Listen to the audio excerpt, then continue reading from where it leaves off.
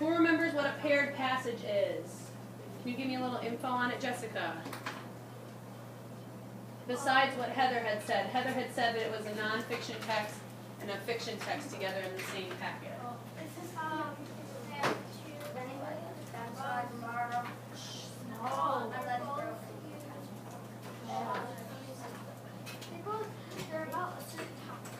They're about a certain topic. Okay, so they're both about the same thing. Alex. Paired passages are readings of nonfiction and fiction tied together forming the same group. Okay, so what we were just saying. Anyone else have anything to add about that?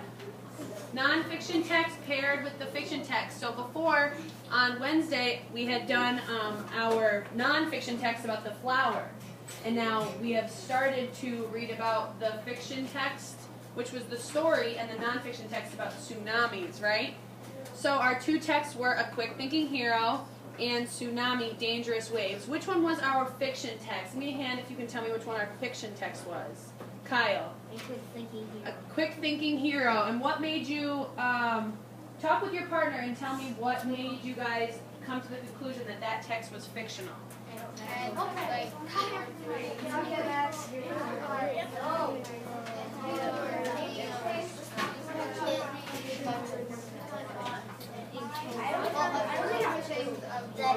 It told about the story.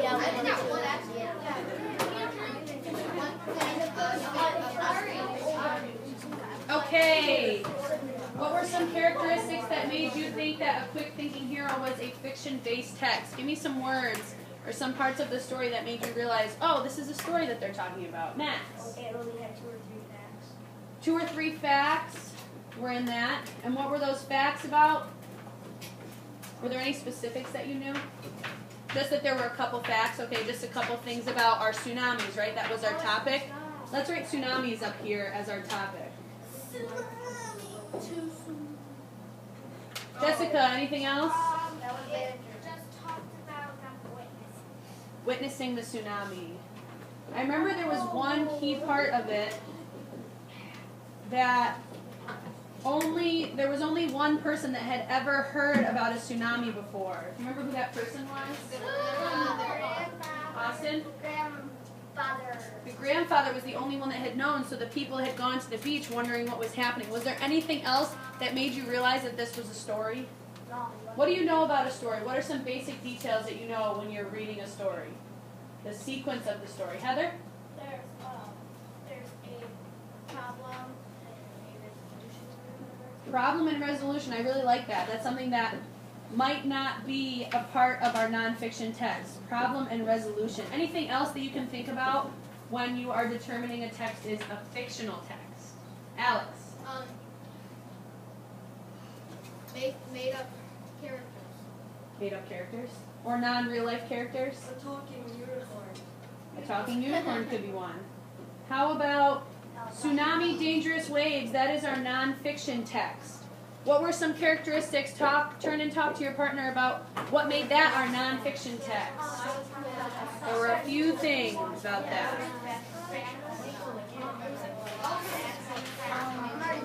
The nonfiction, that scientists are trying to make them warn us or something. The camera behind you.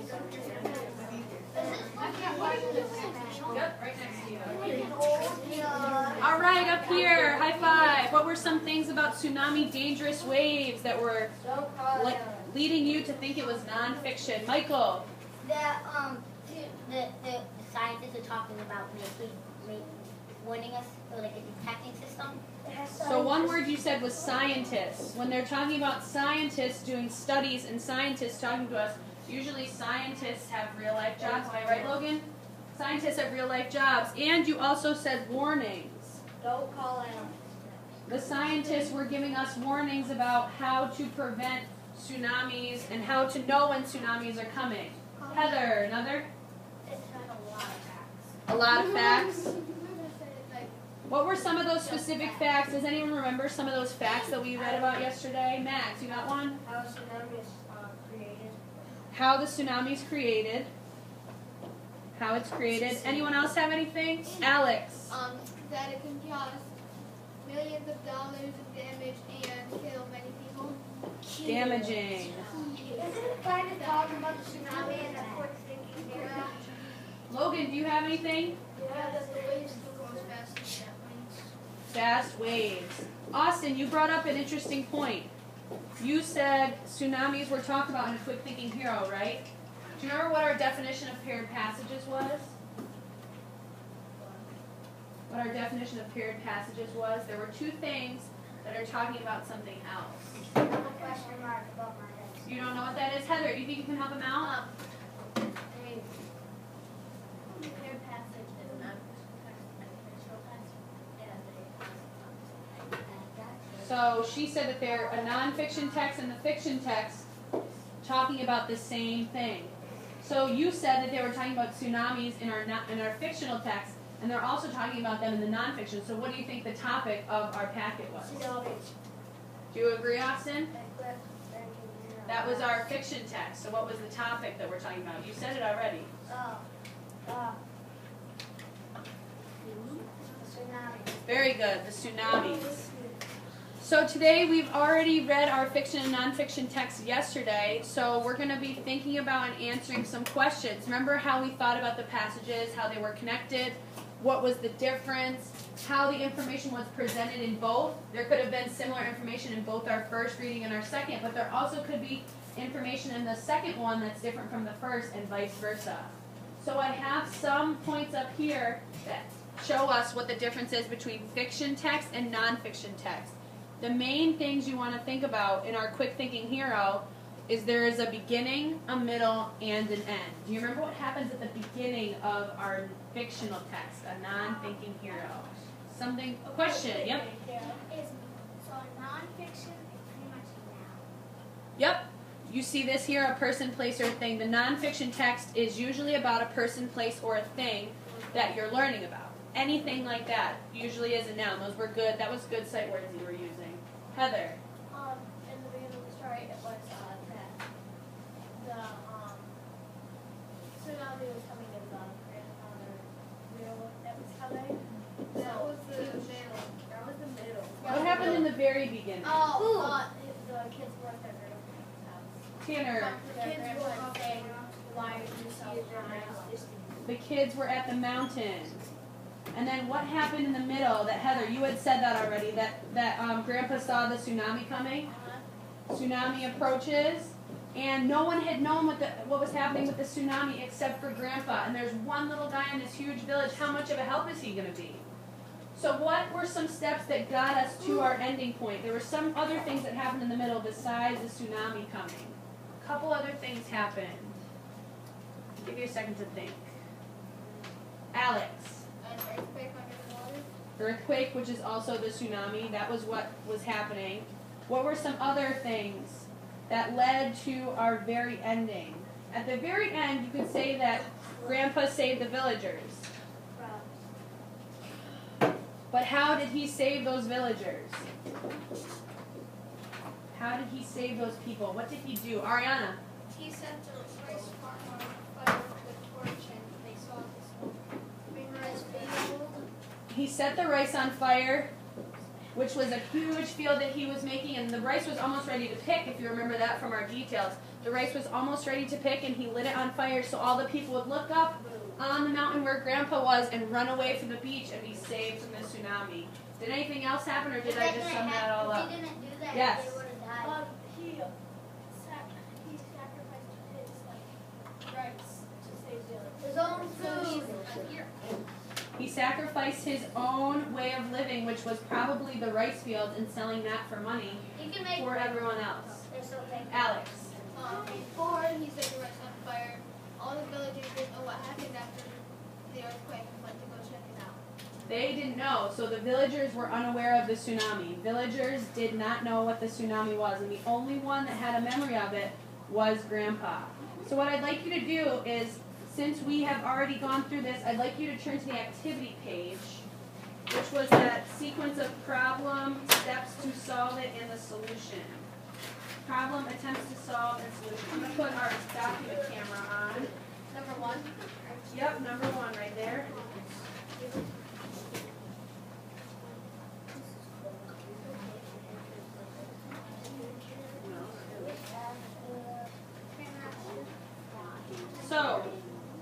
since I haven't filled this out, I'd kind of like your help in answering the question. In the boxes below, explain the main problem in a quick thinking hero and how this problem is solved. So what was the main problem in a quick thinking hero that you could think of?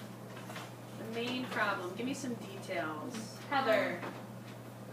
A tsunami was happening because a tsunami was coming back and forth, and nobody was moving because they were staring at it.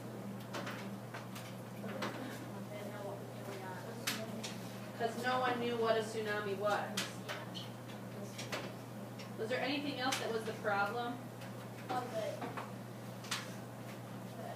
That was our main problem. A tsunami was coming and no one knew what that was.